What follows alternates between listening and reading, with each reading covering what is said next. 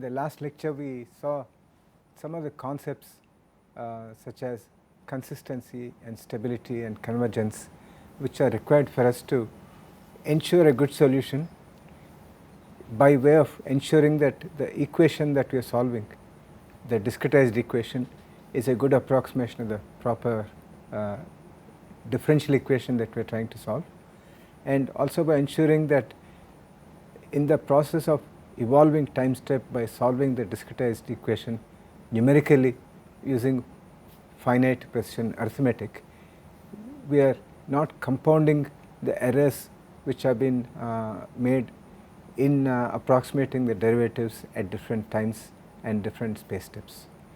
So, we were looking at those concepts so as to get a proper understanding of why the numerical solution seems to be behaving in so odd way for the simple problem that we considered earlier, which is the one dimensional linear convection equation. Okay. Apart from those, we would also like to consider a few other properties before we come back to the analysis of consistency and stability. And obviously the first property that we think about for a numerical scheme is the order of accuracy. In fact, this is what we started with, and this, when we say order of accuracy, we mean error due to discretization and error due to approximation of the derivatives with finite difference approximations. And so this is essentially the truncation error, and it is the order of the leading terms in the neglected Taylor series expansion. So the leading term in the Taylor series expansion, for example for the FTCS method, is varies as delta t in the for the time derivatives, and for the spatial derivative for the 1D case, the leading term has varies as delta x square. So that we have a first order in time and second order accurate in space kind of approximation for the FTCS numerical scheme for that particular 1D wave equation. Okay. We also noticed earlier that non-uniform grids may reduce accuracy by an order of magnitude because of the way we compute the error in terms of delta x I and delta x I minus 1, and sometimes it is the difference between the two that comes into picture, and when the difference is large, then we effectively lose an order of magnitude.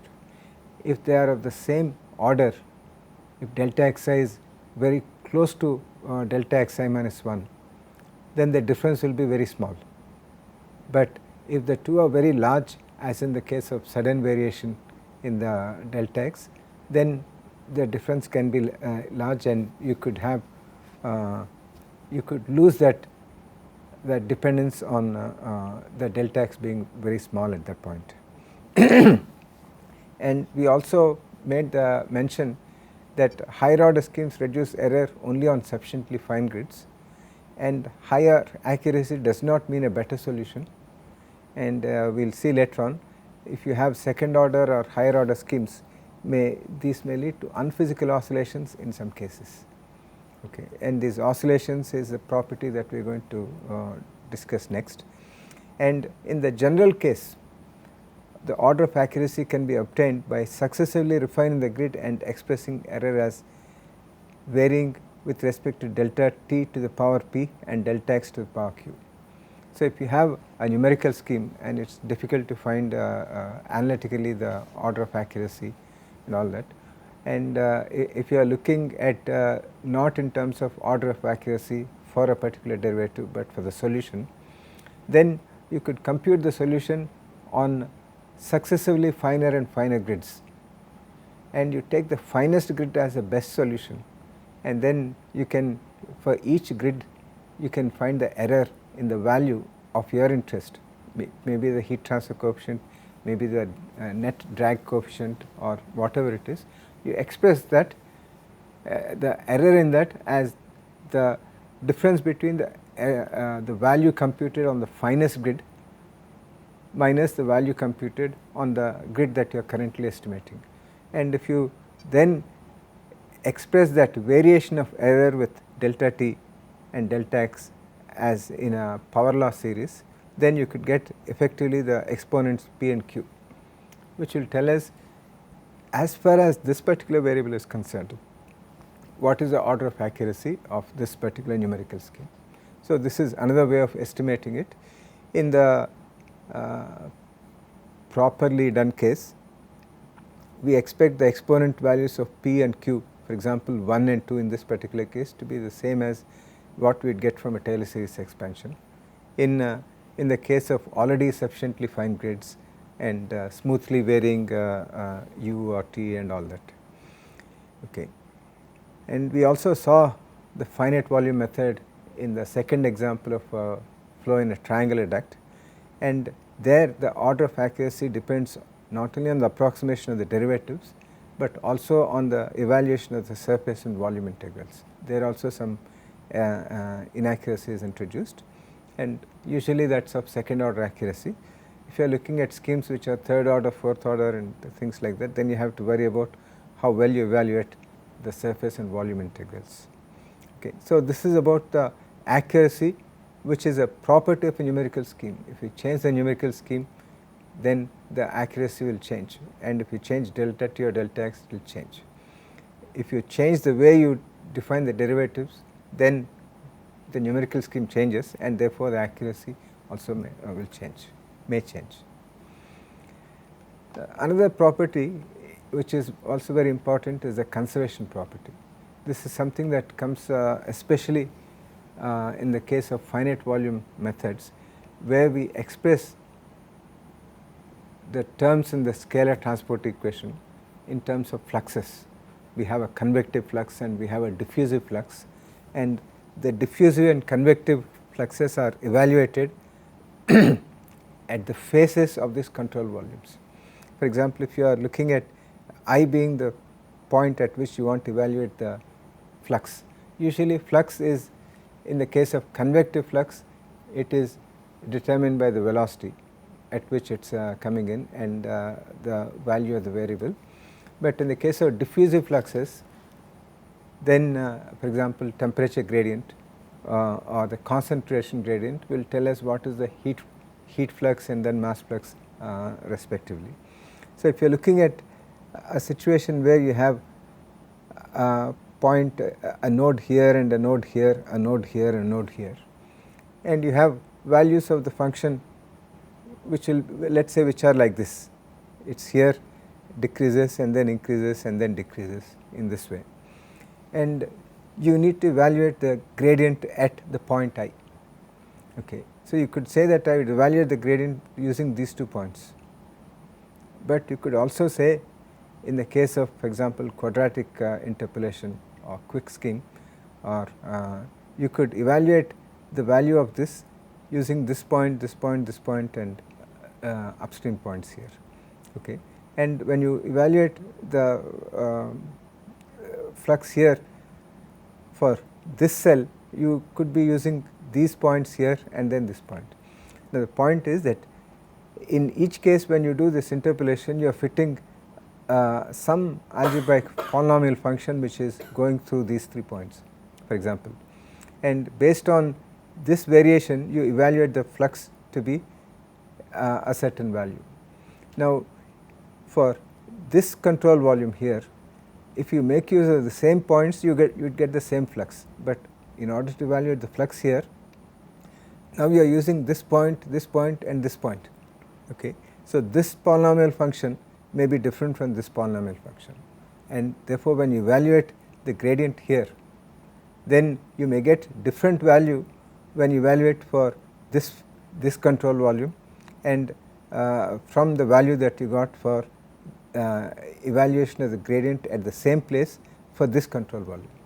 And what this means is that the flux which depends on the gradient is now different when it is seen by this control volume as opposed to this control volume. But we know that if there is a flux here, then the flux is going from this control volume and it is entering this control volume, or similarly if it is going in the other direction, it is leaving this control volume and enters this control volume. So, the flux leaving the control volume must enter the same quantity must enter the neighboring control volume. Okay. So, this is what we call as consistent evaluation of flux, that is the flux at a particular location is evaluated consistently when we consider the two cells which are on either side of the particular point, either side of the particular phase. If this is not the case, when we do a flux balance on this, then we say the flux at this point is this much, at this surface is this much, and the difference between these two is going to lead to the accumulation. When you come to this point here, you have a flux here which is not the same as a flux here, because you have used different set of points to evaluate the to interpolate the value of the gradient here, and that means that the flux leaving this, not all of that is coming into this. So, there is a loss of flux, or maybe more flux than what you evaluated as to be leaving here is coming into this. So, that creates a spurious source of flux. In either case, you do not have flux balance, and that can give rise to problems. So, consistent evaluation of the fluxes at the phases of the control volumes is necessary in order to honor this conservation property. So, that is the conservation equation means that you have a conservation of angular momentum or linear momentum or total energy in a particular control volume, and in the process of evaluating that, if you are generating spurious fluxes, then you are not going to be able to satisfy that conservation property. So, the conservation property is lost at the discrete level.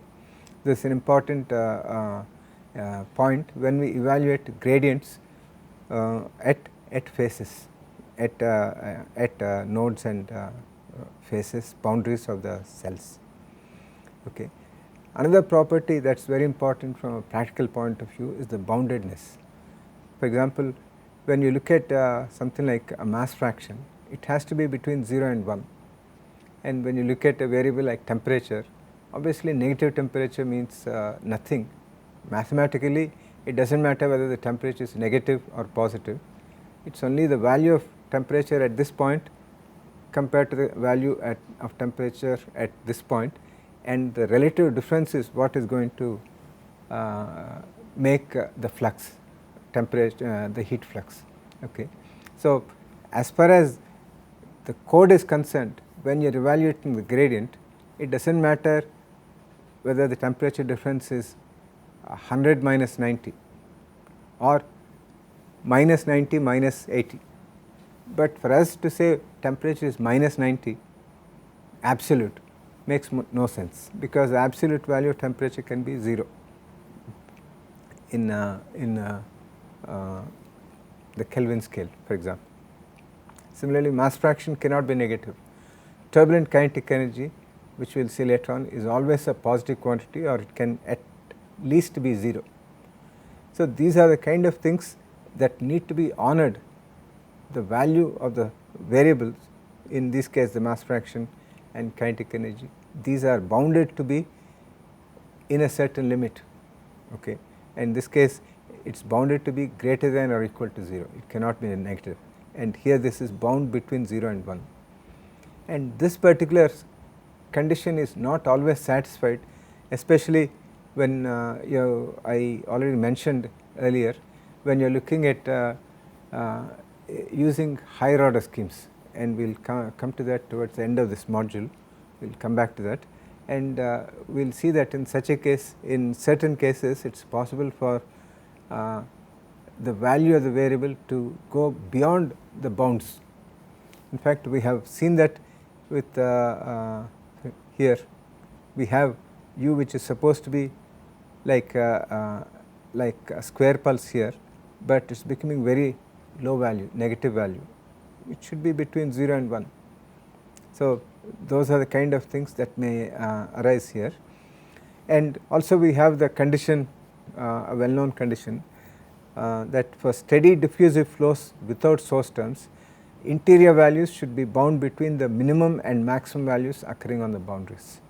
Okay. For example, temperature inside a conducting rod cannot be colder than the temperature at the cold end, and it cannot be hotter than the temperature at the hot end. Unless you have some heat source or heat sink inside the rotor. Okay. So, these kind of things are some things that we expect the properties, the boundedness of the property is something that needs to be honored, and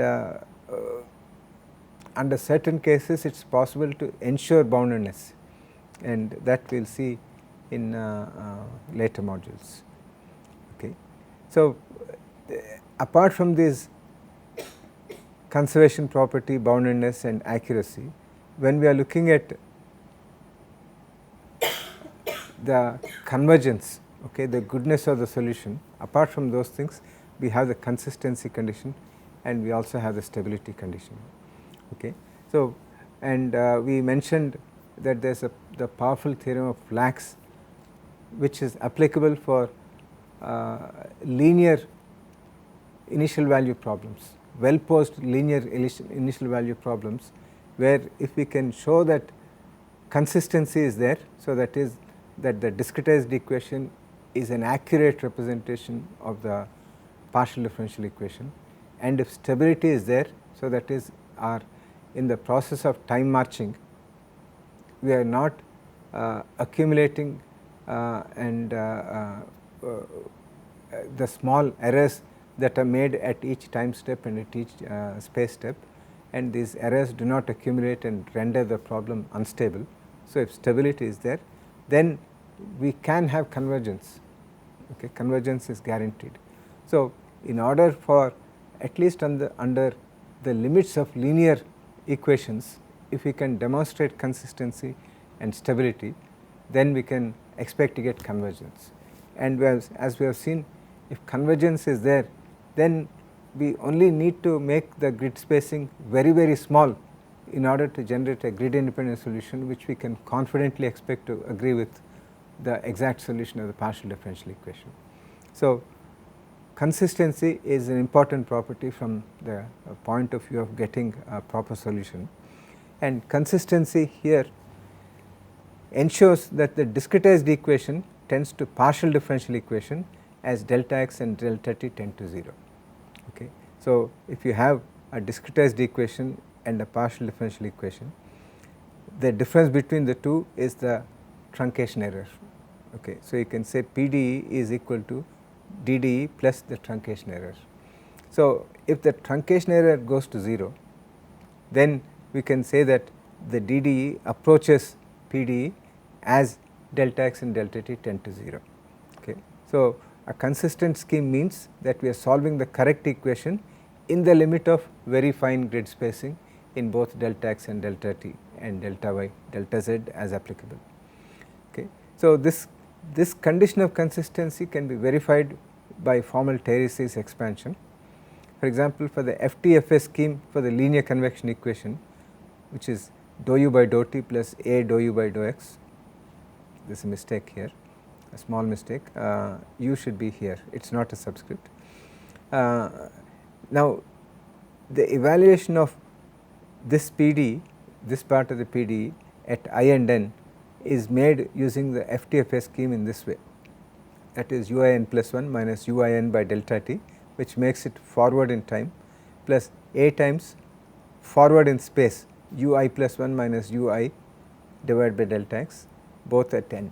So, this is an explicit FTFS scheme, and this is the for this scheme, for this equation being equal to 0, for these two terms together, the sum being equal to 0, for that PDE we have this as the corresponding discretized equation, and the difference between the two is the truncation error, which is delta t by 2 plus the second derivative of u at I and n plus delta x by 2 times a times second derivative of u at I and n plus other terms which are higher. Okay. So, of higher order accuracy. So, this makes the whole scheme first order in time and first order in space. Okay. Now, if you examine this truncation error here, as delta x tends to 0, this one will tend to 0, because you expect dou u by this dou square u by dou x square at a specific point here to have some finite value. Okay. Similarly, the second derivative with respect to time, this derivative here at a given point in space and time will have a finite value, and that value is a function of how u varies with t and x. So, we can expect that to have a finite value, and as delta t tends to 0, as this becomes smaller, the truncation error will become smaller because this is reducing to 0 and this is reducing to 0. So, as delta t and delta x tend to 0, in this particular case the truncation error goes to 0, and therefore, the DDE approaches PDE, the discretized difference equation approaches the partial differential equation, and therefore, you would say that FTFS scheme is consistent. In the limiting case of delta t delta x tending to 0, the discretized equation approaches the partial differential equation, and therefore, it is consistent. Now, what we notice here, what we recall is that the FTFS scheme was a failure in terms of being able to reproduce the carrying forward in the x direction of the rectangular pulse. So, what this means is that consistency is not sufficient for us to deliver a correct solution, okay, but it is a necessary condition. So, if you need to have this consistency, and this is satisfied by this FTFS scheme, which was otherwise not good, and you can go back to the FTBS scheme and FTCS scheme, and we can, in each case we can find the truncation error for each of these, and we will find that in all the 3 cases you have consistency. Okay. So, it may appear that consistency is a foregone conclusion when we do this finite difference approximations, but that is not always true, as we illustrate in the case of this DuFort-Frankel scheme. And consider this unsteady heat conduction problem, where you given by dou T by dou T equal to dou square T by dou x square, where capital T is the temperature and small t is obviously the time, and the thermal diffusivity alpha which comes here is taken to be 1, does not matter, this is the partial differential equation, and we can use first order forward in time for dou T by dou T at I n n. It is given as T I n plus 1 minus T I n by delta T plus terms of the order of delta T. The right hand side is evaluated explicitly using central difference scheme. So, you have it as dou square T by dou x square I n equal to T I plus 1 n minus 2 T I n plus T I minus 1 n divided by delta x square and other terms of the order of delta x square. So, you can put these things together to get an explicit equation for T I n plus 1 in this particular way, and the resulting scheme is first order accurate in time and second order accurate in space, because this is evaluated using a central difference scheme and this is evaluated using a forward difference scheme of first order. Now, we can make a simple substitution here. We can say T I n is equal to T I n minus 1 plus T I n plus 1 by 2. So, that is the value of T I at time step n here is being taken as the average of the value of T I, T at the same location I, average of the previous time step and the next time step, and that seems to be okay, because we have that is a central difference. So, that is a second order approximation. So, that should be okay.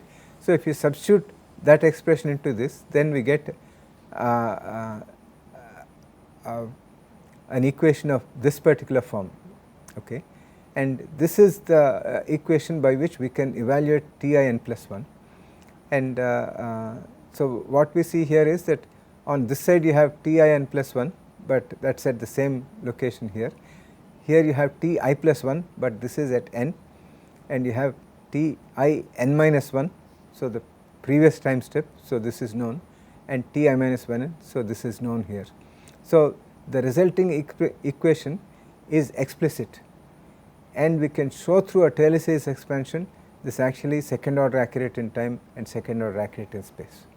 Okay. So, we have gained an order of accuracy in terms of with respect to time, and not only that, we can also show that this is unconditionally stable. So, we are satisfying even the stability condition, which we will see in the next lecture. Okay.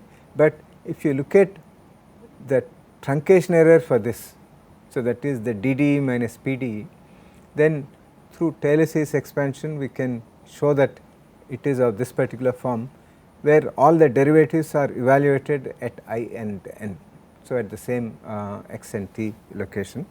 So, this, if you notice here, this is given as minus delta t square by 6 times the third derivative with of capital T with respect to time, okay, plus delta x square by 12 times dou square t, this is capital T here with respect to space here, plus delta t square by delta x square dou square t by dou t square minus delta t 4 by delta 12 delta x square dou square dou to the power dou 4 t by dou x 4 and so on like this. Now, if you look at this expression here, as delta t tends to 0, this term will tend to 0 because this will be a constant and this becomes smaller, and again this term here is becoming smaller and smaller, whereas this term will have a certain value, and so this also goes to 0.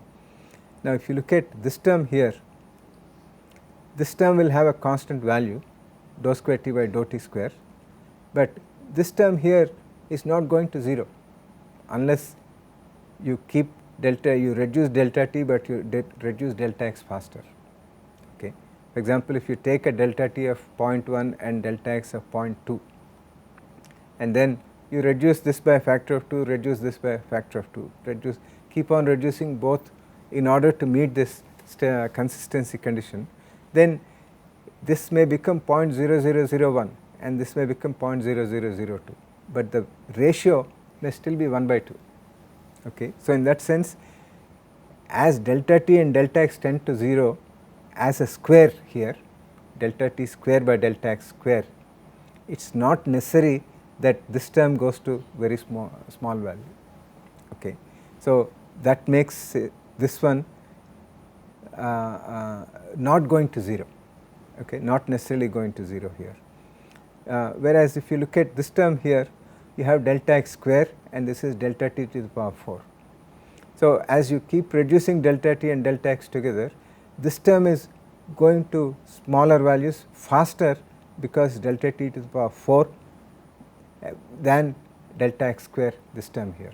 So, even though this is also delta t to the power delta t by delta x like that is coming here, this will be approaching 0, but not this one here. So, in the limiting case of delta t and delta x tending to 0, you have DDE minus PDE is not equal to 0, but is equal to minus delta t by delta x whole square times dou square t by dou t square. And if you say delta t by delta x for a given grid and time step is beta here, then DDE minus PDE is actually minus beta square dou square t by dou t square. And so, what we are actually solving is not this one, but dou t by dou t plus beta square dou square t by dou x square equal to this should be dou t here equal to dou square t by dou x square here. Okay. So, in that sense,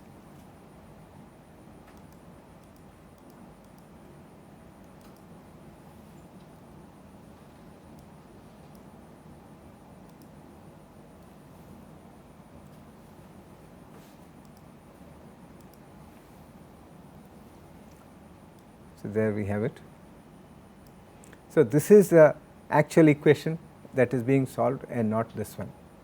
So, in that sense, in the limiting case of delta t and delta x tends to 0, although we started out with this partial differential equation, what we are actually solving using the DuFort-Frankel scheme is this equation. Okay. If we are using FTCA scheme, which is this one, we will be effectively solving this, because in that case this term will go to 0, this term will go to 0. But using DuFort-Frankel scheme, which we got by making this approximation here, we are getting into consistency problem. So, even though the DuFort-Frankel scheme has other things which are to its advantage in terms of unconditional stability for an explicit method and also second order accuracy with time with respect as opposed to first order accuracy here. Despite all the advantages, it is inconsistent. So, this is in this way inconsistency can creep in because of the assumptions that we make, certain assumptions that we make like this, and it does not happen all the time, but in some cases because of the interplay between the time derivatives and space derivatives, you may get into this inconsistency here. So, we have to be careful about inconsistency, and we can verify a given scheme, we can verify the inconsistency by Taylor series expansion of the corresponding terms and look at what is the truncation error and examine whether the truncation error goes to 0, whether each term of the leading truncation term of the truncation error goes to 0 as delta t, delta x, delta y tend to 0 independently. Okay. So, in the next lecture we will look at the stability problem.